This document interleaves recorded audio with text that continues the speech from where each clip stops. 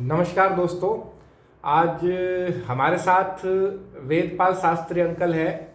इन्होंने 25 साल से संस्कृत पढ़ा रहे हैं, पठन पाठन का कार्य कर रहे हैं और इन्होंने अपनी पढ़ाई गुरुकुल में की है। तो आज मेरा जो विषय है वो ये है कि संस्कृत के बारे में आप सब लोगों को अवगत कराना, बताना कि संस्कृत को बिल्कुल सिंपल वे में जो हमारे मन में क्वेश्चन उठते हैं और संस्कृत कैसे पढ़नी चाहिए, संस्कृत के कौन कौन से ऋषि विद्वान हुए थे, इन सब के बारे में आज हम शास्त्री जी से बातचीत करेंगे।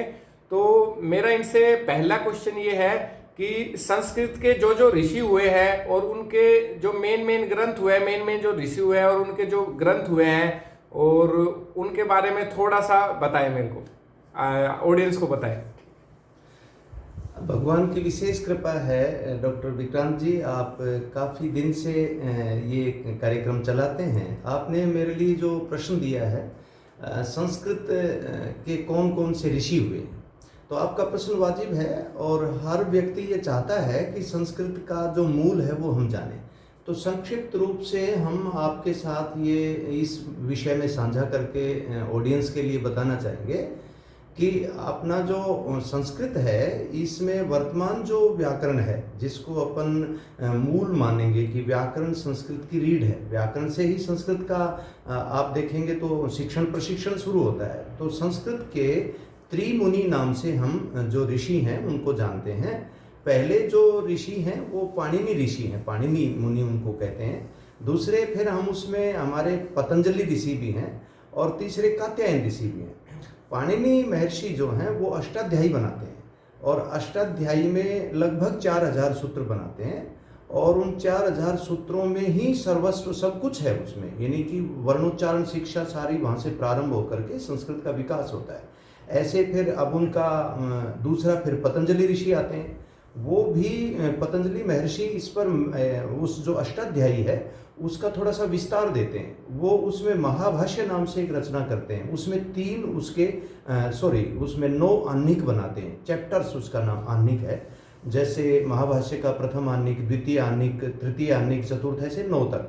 उसके बाद कात्यायन ऋषि आते हैं और कात्यायन ऋषि उसमें जो है और थोड़ा सा सुधार करके इसको आगे बढ़ाते हैं। इस तरह से त्रिमुनि नाम से हमारा ये संस्कृत का ऋषियों का समूह है जी। एक बात मैं आप लोगों को कहना चाहूँगा कि हमको कोशिश ये करनी चाहिए कि हम ऋषि ग्रंथ ही पढ़ें और बाद में जिन भी विद्वानों ने ऋषि ग्रंथ का उल्लेख किया है उनकी सहायता तो मिलती है हमको, लेकिन हम इससे ऋषि ग्रंथ ना भूलें, क्योंकि जो ऋषि होते हैं वो बड़े सहज भाव से, बड़े सिंपल तरीके से, अच्छे से एक्सप्लेन करते हैं टॉपिक को और उससे हमको जल्दी समझ में आता है। तो स्वामी दयानंद सरस्वती ने भी ये कहा था कि अगर आप दूसरे ग्रंथ पढ़ रहे हैं तो आप कई सालों में आपको थोड़ी सी नॉलेज मिलेगी, मतलब आप पहाड़ जितना पढ़ोगे तो आपको चूहे जितनी नॉलेज मिलेगी, और आप ऋषि ग्रंथ पढ़ोगे तो ऐसा लगेगा जैसे आप समुद्र में से मोती ले आए ढूंढकर। तो इसलिए जो ऋषि के नाम बताए हैं वो ऋषियों के ग्रंथ पढ़ना बहुत जरूरी है हमें, और ऋषि ग्रंथ की वैल्यू ही अलग होती है।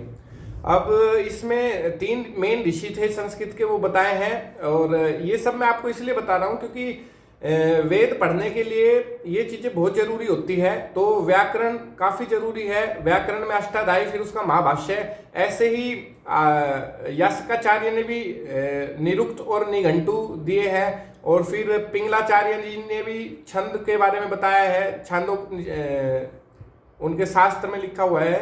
और अब मैं ये पूछूंगा शास्त्री जी से कि ये जो पढ़ाई है गुरुकुल में वो संस्कृत में कैसे होती है, मतलब कैसे क्या क्या उनके विषय रहते हैं, कैसे पढ़ाते हैं। दूसरा आर्ष संस्कृत और अनार्ष संस्कृत है, उसके बारे में भी आप थोड़ा बताएं। हाँ, तो आपने प्रश्न पूछा कि संस्कृत कैसे पढ़ाते हैं गुरुकुल में। तो इसका संक्षिप्त उत्तर है कि संस्कृत को जो महर्षि पाणिनि हैं उनकी जो मूल अष्टाध्यायी है उसके सूत्र हैं, वर्णोच्चारण शिक्षा नाम से हम उसको जान सकते हैं, उससे पकड़ते हैं। और जो विद्यार्थी होते हैं, यानी कि आज के युग में 6ठी कक्षा का जो बच्चा होता है, जो अपना वस्त्र स्वयं धो सके, अपने वस्त्रों को स्वयं ठीक कर सके, स्वयं खाना खा सके, उसको गुरुकुल में प्रवेश मिल जाता है। और फिर उसको प्रवेश देने के बाद वो विद्या अपने गुरु के समीप रहकर, निकटस्थ रहकर, इसलिए उसको अंतःवासी कहते हैं, उन्हीं के पास रहना, उन्हीं के आचरण को मानना, जैसा जैसा वो कहते हैं उसको कंठस्थ करते हैं सबसे पहले। यानी उसमें ज़्यादा कंठस्थ करने की आवश्यकता नहीं होती, मात्र केवल जो सूत्र हैं यानी कि 3996 लगभग सूत्र हैं, उनको हम 4000 सूत्र भी कह सकते हैं। तो संस्कृत की शुरुआत वर्णोच्चारण शिक्षा से होती है। अच्छा, अब दूसरा आपका प्रश्न क्या है? ये वर्णोच्चारण में कौन कौन सी किताबें हैं जो पढ़ सकते हैं? उसमें मूल आप ये मानिए कि वैसे तो जब हम उसको अलग अलग करेंगे तो उसके भाग बना लेंगे, लेकिन वर्णोच्चारण शिक्षा नाम से ही उसको हम प्रारंभ करेंगे। यूँ तो फिर अष्टाध्यायी उसका नाम है, और आजकल तो अनार्ष और आर्ष की जो आपने पूछी है उसका उत्तर ये है कि आर्ष कहते हैं ऋषिकृत जो विद्या है उसको आर्ष कहते हैं। संक्षिप्त रूप में उसको यूँ ही मानिए कि ऋषिकृत जो ग्रंथ हैं उनको हम आर्ष कहते हैं। मूलतः जो वेद से निकली हुई शिक्षा है उसको हम आर्ष शिक्षा कहते हैं। उसके बाद जो दूसरी पद्धतियां हैं या दूसरे जो लोग हैं, विद्वान लोग हैं, उन्होंने जो बनाया उसमें बहुत सारा मैटर, मसाला, माल, जो यूँ कहें कि सामग्री जो डाली है वो अनार्ष कहलाती है, क्योंकि उसमें कुछ श्रृंगार की कुछ ऐसी चीज़ें जो बच्चे को उचित समय पर, उचित अवधि पर नहीं दी जाती, वो अनार्ष हो जाती है। इसलिए ऋषिकृत ग्रंथों को हम अनार्ष मानते हैं, आर्ष मानते हैं, और आर्ष विद्या ही पढ़नी चाहिए जी। और एक क्वेश्चन और है मेरा, ये अष्टाध्यायी भी डायरेक्ट ऋषिकृत हमको अवेलेबल रहती है मार्केट में, या कोई लेखक लिखता है इसको या समझाने के लिए? हाँ, इसका उत्तर ये है कि अष्टाध्यायी महर्षि पाणिनि कृत अपने को डायरेक्ट मिल जाती है। यदि आप दिल्ली से खरीदना चाहेंगे वहाँ से मिल जाती है, नई सड़क से। और भी गुरुकुलों में, जैसे अपने इर्द गिर्द गुरुकुल झज्जर है, वो बहुत पुराना गुरुकुल है, इससे पहले भी और भी जो ऐसे संस्थान हैं जहाँ पर वो मिल जाएगी। रही बात दूसरी की, और दूसरे जो, अब जैसे इसका कौमुदी नाम से एक दूसरा ग्रंथ है, वो यद्यपि उसको अनार्ष बोलते हैं, तो उसमें जो लिखा है वो सूत्रों की बड़ी बड़ी मोटे रूप में उसकी व्याख्या की गई है। उसको पहले लघु सिद्धांत कौमुदी, फिर मध्य सिद्धांत कौमुदी, फिर वो सिद्धांत कौमुदी, इस तरह से 3 उसके भाग बना करके मोटे रूप में वो बाजार में मिलती है, और उसके फिर सूत्रों की सिद्धियां की गई हैं उसमें। यद्यपि संस्कृत में तो सारा ही काम सिद्धियों का है, तो वो मिल जाती हैं। तो अष्टाध्यायी पढ़ने के लिए मतलब आचार्य की जरूरत पड़ती है?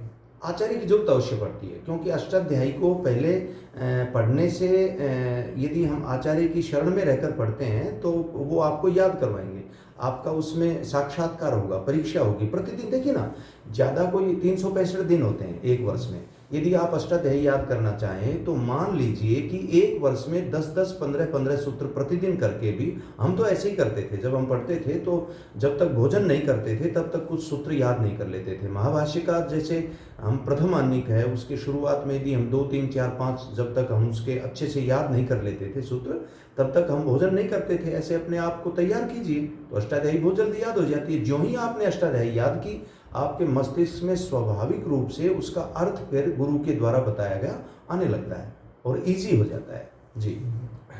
और इसमें मैंने जैसे बताया था, छंद के लिए जरूरी क्या होता है? छंद एक कविता रूप में समझने के लिए शायद जरूरी रहती है। अच्छा, हाँ, इसको आप यूँ मानिए कि छंद जो है उसमें यदि आप उसके चरण होते हैं, उसके चरण होते हैं 4 चरण, और उसमें लगन, अगन, तगण, मगन, भगन आदि करके, तो उनके अलग अलग नाम हैं। अनुष्टुप छंद है, इंद्र वज्रा है, उपेंद्र वज्रा है, इस तरह से। तो छंद, लय, स्वर, तर्ज को समझने से जल्दी से संस्कृत समझ में आए और रुचि लें और संगीत का ज्ञान हो और छंद से भाव जगते हैं, इसलिए छंद जो है वो तर्ज, लय, स्वर का नाम छंद आप मानिए सामान्य रूप से जी। तो मतलब पहले व्याकरण पढ़ना जरूरी है, उसके बाद फिर ये निरुक्त और निघंटु और फिर छंद, ऐसा हाँ, है? हाँ, क्रम आपको यदि क्रम से पकड़ना पड़ेगा तो सबसे पहले आपको व्याकरण का बोध बहुत जरूरी है, व्याकरण पढ़ना पड़ेगा। व्याकरण में यदि आप अभ्यस्त हैं और ठीक हैं तो फिर वो सरल ढंग से आपको समझ में आएंगे जी। आप थोड़ा भर्तृहरि के बारे में और कालिदास के बारे में भी थोड़ा थोड़ा बताएं इनको, कि उनकी क्या क्या रचनाएं थी, उनका क्या क्या थोड़ा योगदान रहा संस्कृत को लेकर। हाँ, इसमें आपने 2 कवियों के नाम पूछे, संस्कृत के महान कवि हैं दोनों, और भर्तृहरि जो हैं वो तो बल्कि नीति के कवि हैं, उन्होंने नीति बनाई। महाराज भर्तृहरि का ऐसा है कि वो लगभग आप उसका यदि देखेंगे तो 570 ईस्वी पूर्व वो उज्जैन के अंदर एक राजा विक्रमादित्य की कहानी आती है। उनके छोटे भाई थे वो, असल में वो गंधर्व एक उनके जो राजा थे उनके दासी पुत्र थे वो, और वो विक्रमादित्य के भाई होने के कारण उज्जैन के राजा थे। और उनके साथ संयोग यूँ घटित हुआ कि उनके दौरान कोई एक महापुरुष आते हैं जिनको गोरखनाथ कहते हैं, वो उनको प्रणाम करते हैं। और प्रणाम, ये ऐसा कथा है तो प्रणाम करते हैं। और भर्तृहरि ने जो ही उनको प्रणाम किया तो बताते हैं उनको एक फल देते हैं वो। और जब उनको फल दिया तो उन्होंने सोचा कि बड़ा अच्छा फल है ये, तो वो अपनी पत्नी से बड़ा प्यार करते हैं भर्तृहरि, तो उन्होंने अपनी 3 पत्नियां थी, उनकी पिंगला पत्नी को वो फल दे दिया। जब उन्होंने उसको फल दिया क्योंकि वो प्रिय थी, तो पिंगला पत्नी का संयोग से बताते हैं, ऐसी कथा है कि वो किसी से अन्य से अपना प्रेम करती थी, कोतवाल से। उन्होंने सोचा अच्छा, उस फल में आशीर्वाद दिया था गोरखनाथ ने कि जो इसको खाएगा वो युवा रहेगा हमेशा के लिए। तो पिंगला ने सोचा कि मैं क्यों युवती रहूं, क्यों ना जिससे मैं स्नेह करती हूँ उसको दे दूं। कोतवाल को उन्होंने दिया। अब कोतवाल भी संयोगवश, देखिए ये रुचिकर कहानी है, कोतवाल ने भी संयोगवश किसी से स्नेह कर रखा था। उसने सोचा, वो वेश्या थी, कि मैं इतना रहूंगा तो क्यों ना मैं उससे अपना जीवन जीऊंगा और वो युवती रहेगी। और अपनी वेश्या को उन्होंने ज्यों ही वो दिया, वो कितना बड़ा उसका विचार आता है विक्रांत जी। वो सोचती है कि यदि मैं इस फल को खाती हूँ, युवती रहती हूँ, तो पूरी जिंदगी मुझे ये बेकार का काम करना पड़ेगा, क्यों ना मैं इस फल को राजा को लौटा दूँ। जब देखिए भगवान की करनी होती है कि जो फल जिसने लिया था उसी के पास वापस जाता है। वेश्या ने वो फल वो राजा को दिया, राजा की आंखें खुल जाती हैं, भर्तृहरि के मन में वैराग्य जाग उठता है और भर्तृहरि रोते हैं। और वो शिप्रा नदी के किनारे जाकर के उज्जैन में 12 साल तक कठोर तपस्या करते हैं। बताते हैं जो गुफा है वो उनके भतीजे की गुफा है, और वहाँ जाकर के फिर वो 3 एक ग्रंथ लिखते हैं। एक तो वैराग्य शतक लिखते हैं, एक नीति शतक लिखते हैं, एक श्रृंगार शतक लिखते हैं। और श्रृंगार शतक और नीति शतक जो है, श्रृंगार में तो सारी श्रृंगार की महिलाओं के बारे में बताते हैं कि एक महिला कुएं पे पानी लाने जाती है, जोड़ पे जाती है, वो दो जनी होती हैं, बतलाती भी रहती हैं, काम भी करती रहती हैं, कितनी विचित्र है महिला, श्रृंगार की चर्चा करते हैं। नीति शतक में नीति के बारे में बताते हैं। एक उनका श्लोक है, विद्या नाम नरस्य रूपमधिकं प्रच्छन्न गुप्तं धनम, विद्या भोग करी यश सुख करी, विद्या गुरु नाम गुरु, विद्या बंधु जनो विदेश गमने, विद्या परा देवता, विद्या राजसु पूज्यते नहीं धनम, विद्या विहीना पशु। श्लोक का अर्थ समझ में आ रहा है कि विद्या के बिना सब कुछ बेकार है, विद्या को कोई छीन नहीं सकता। विद्या इतना सुंदर, और ऐसे ही वैराग्य शतक में लिखते हैं कि भोगान भुक्ता वयमेव भुक्ता, तपो न तप्तम वयमेव तप्ता। अरे भोग नहीं भोगे गए, हम ही भोग लिए गए। अरे ये तपस्या है, इसको नहीं हमने तपा, बल्कि इसने ही हमें तप लिया। कालो न यातो वयमेव याता, तृष्णा न जीर्णा वयमेव जीर्णा। समय को हमने नहीं बिताया, समय ने ही हमें बिता दिया, और ये नालायक तृष्णा जो है ये आज भी हमारी पूरी नहीं हुई। इस तरह से महर्षि भर्तृहरि जो है वो राजा भर्तृहरि अपना वैराग्य करके और संसार को संदेश देते हैं। ऐसे ही कालिदास की है, कालिदास ने भी अभिज्ञान शाकुंतलम, रघुवंश महाकाव्यम, बहुत अच्छे अच्छे ग्रंथ लिखे। और विद्योत्तमा उनकी जो पत्नी थी, उनसे उनको विशेष स्नेह होने के कारण काफ़ी शिक्षा मिली। तो संस्कृत के बहुत बड़े बड़े अच्छे अच्छे कवि महाकवि हैं जी। अच्छा, एक क्वेश्चन हो रहा है, अब जैसे मेरे जैसे हैं जिन्होंने संस्कृत का ज़्यादा नॉलेज नहीं है, जो 8th तक या किसी ने 10th क्लास तक पढ़ी है, तो वो पढ़ना चाहते हैं, जैसे रामायण महाभारत, ये जो मनुस्मृति, ऐसे ग्रंथ जो थोड़ा थोड़ा पढ़ना चाह सकते हैं और समझ सकते हैं, वो कैसे शुरुआत करें और कैसे अष्टाध्यायी तक पहुँचे। इवन जो इंटरनेट पे भी देखते हैं अपन, एक संस्कृतम ऐप करके है, उनने भी काफ़ी अच्छे से, आचार्य जी ने बहुत अच्छे से पढ़ाया हुआ है। संस्कृतम ऐप में उन्होंने बहुत अच्छे से और सरल तरीके से बताया गया है। और हम उससे भी पढ़ सकते हैं। एक रचना कौमुदी भी है, प्राथमिक रचना कौमुदी, वो भी पढ़ सकते हैं। और बाकी मैं आपसे ज़्यादा पूछूंगा इस बारे में, क्योंकि आपको ज़्यादा इस चीज़ की। हाँ, बच्चों को हम जब सिखाते हैं तो षष्ठी कक्षा में जब बच्चे आते हैं तो उनको संस्कृत कैसे सिखाएं। तो डॉक्टर साहब, इसके लिए आपका जो सरल और सहज तरीका है वो ये होगा कि सर्वप्रथम आप संस्कृत का, ठीक है, आप वर्ण हिंदी का सीखते हैं, हिंदी और संस्कृत में, क्योंकि संस्कृत से सारी भाषाएं निकली हैं, वहाँ तो आप छोटी छोटी चीज़ें सीख लेंगे। प्रारंभ करें, फलों के नाम रटें, पक्षियों के नाम उनको स्मरण करें, इसी तरह से फिर वस्तुओं के नाम, फिर छोटे छोटे अक्षरों को, जैसे सबसे पहले प्रारंभ में संस्कृत में हम सिखाते हैं नमस्ते।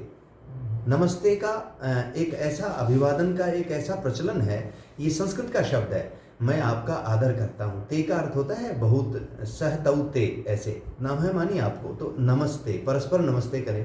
फिर छोटे छोटे फलों के नाम, फिर छोटे वाक्य हैं, जैसे कहाँ जाते हो, कुत्र गच्छसि, कुत्र गच्छसि। मैं आपको एग्जाम्पल बतौर बताता हूँ। हम जब पढ़ते थे तो संस्कृत अनिवार्य थी, और गुरुकुल में जब हम पानी पीते तो यानी कि गलत बोलते और उसका अर्थ समझते। कैसे, मैं आपको बताता हूँ। क्योंकि हम जहाँ पढ़ते थे रोहतक की भाषा थी, तो एक ने आकर के बोला अचानक, आर्य देवेंद्र भूपेंद्र कुत्र गतः। अब देखिए, आप समझ रहे हैं इसमें, आप इसमें समझ रहे हैं कि वो पूछ रहे हैं कि आर्य, अब ये तो हरियाणवी हो गई देसी, भूपेंद्र कुत्र गतः। आप बताइए इसका क्या अर्थ हुआ, भूपेंद्र कहाँ गया, कहाँ गया। तो उसका उत्तर दूसरा देता है कि बेरा ना भय, अब देखिए देसी हो गई, अधुना तू अत्रैव आसीत, अभी तो यही था। अब देखिए, हंसी भी हो गई और सीख भी लिया और गलती भी की। तो छोटे छोटे वाक्यों को हम गलत बोल करके फिर उसको ठीक बना लेंगे। तो पहले हम क्या करें, वर्णों को सीखें, और वर्णों के साथ में फिर छोटे छोटे जो वाक्य हैं उनको हम एक दूसरे के साथ साझा करना शुरू करें, तब संस्कृत सरल हो जाएगी। बहुत आसान है संस्कृत सीखना। तो संस्कृत का सीखने का पहला तरीका है, छोटे शब्दों को स्मरण कीजिए और परस्पर आपस में संवाद शुरू कीजिए।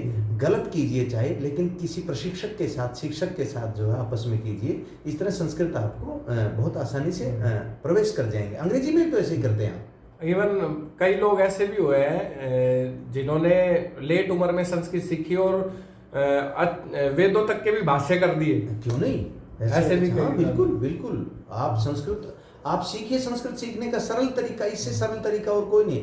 यद्यपि हमारा जो पारंपरिक तरीका है उसमें तो आपको व्याकरण की जानकारी लेनी पड़ेगी, फिर हम उसमें धातु, लकार, पुरुष, वचन, अव्यय, प्रत्यय, उपसर्ग आदि सारा सीखेंगे, तब जाएंगे। लेकिन वो तो एक गहरा हो गया। सामान्य जो आपने पूछा उसका उत्तर यही है कि छोटे छोटे शब्दों को पहले आप स्मरण कीजिए, फिर उनको वाक्य में बदलिए, और फिर जहाँ जहाँ भेर जहाँ आपको आवश्यकता होगी वहीं पर आपका रास्ता मिल जाएगा आपको।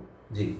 तो जो ये कौमुदी है, ये वैसे तो अनार्स में आती है, लेकिन वरदराज इसको बनाते हैं। अब ऐसा टाइम हो गया कि संस्कृत के विद्वान कम हो गए, लेकिन अपन को समझने के लिए, लौकिक संस्कृत समझने के लिए ये बुक अच्छी है। लेकिन हाँ, कौमुदी से आप काफी, लेकिन जो मेन है वो अष्टाध्यायी है। अष्टाध्यायी कौमुदी में शब्दों की सिद्धि है। जैसे आप उसमें नाम, आख्यात और निपात आदि जो है, नाम का अर्थ होता है, जैसे वीकेंड से हम ऐसे बता सकते हैं कि नाम का मतलब है नाम। जैसे उसको हम बोलते हैं सुबंत, सु औ जस अम औ षष्ठाभ्याम भीष गेभ्याम भीष, ये प्रत्यय हैं। यानी कि नाम की सिद्धि जिससे की जाती है वो नाम है, सुबंत बोलते हैं, जो प्रत्यय लगते हैं पीछे। इसी तरह से फिर उसके बाद में आख्यात है, जिससे क्रिया की सिद्धि की जाती है, भवति, भवतय, भवंती, गच्छति, गच्छतय। तो तिगंत जो है, तिप्तस जी सिद्धस्थस, उसको हम आख्यात बोल देते हैं। तो इस तरह से वो व्याकरण का उसमें प्रक्रिया है जी। तो ये जो चार चीज बताई शास्त्री जी ने, नाम, आख्यात, उपसर्ग और निपात। जो उपसर्ग और निपात आते हैं वो अव्यय को भी बोलते हैं, अव्यय पार्ट है, वो अलग है, अलग है। उपसर्ग होता है, उपसर्ग की परिभाषा मिलेगी आपको, किसी शब्द के पहले लगकर उसका अर्थ बदलने वाला उपसर्ग कहलाता है। उदाहरण के तौर पर पुत्र है, मैं हिंदी में बताता हूँ। पुत्र का अर्थ होता है बेटा, लेकिन उसके पहले हम उससे पहले सु लगा लें। हिंदी में सुपुत्र का अर्थ हो गया अच्छा बेटा। लेख है, लेख का मतलब लिखाई, लेख के पहले हम सु लगा लें, सुलेख मानी अच्छी लिखाई, ये हो गया उपसर्ग। प्रत्यय क्या हो गया, इस किसी शब्द के पीछे लगकर अर्थ बदलना। जैसे पठ है, पठ का अर्थ होता है पढ़ना, लेकिन उसके पीछे ती लगाया तो ती का अर्थ हो गया पढ़ता है। पहले उसका अर्थ था पढ़ना और ती लगाने से बन गया पढ़ता है। अब एक पढ़ता है, दो पढ़ते हैं, इस तरह प्रत्यय लग जाएंगे। तो हमारे यहाँ प्रत्यय और उपसर्ग का इतना अच्छा विधान है कि आप एक को सीखिए, दूसरा तुरंत ध्यान में आता है। अव्यय जो पूछते हो, अव्यय होता है जो किसी भी स्थिति में लिंग, पुरुष, वचन आदि में बदलता नहीं। जैसे बहुत शब्द है, जैसे यथा शब्द है, जैसे और शब्द है। राम और मोहन गए, दोनों द्विवचन हो गए और दोनों पुल्लिंग हो गए। अब मोहन की जगह राम और सीता गई, तो और ही तो नहीं बनाना, और शब्द रहा ना, और शब्द वैसा और वैसा का वैसा रहा। ये है अव्यय, जो कभी किसी लिंग, पुरुष, वचन के कारण बदले नहीं। इनको दूसरे शब्दों में अविकारी भी कहते हैं। अब तीनों चीज हो गई, अव्यय जो कभी बदले नहीं, प्रत्यय जो पीछे लगकर अर्थ बदले, उपसर्ग जो पहले लगकर अर्थ बदले। जी। और एक क्वेश्चन हो रहा है, ये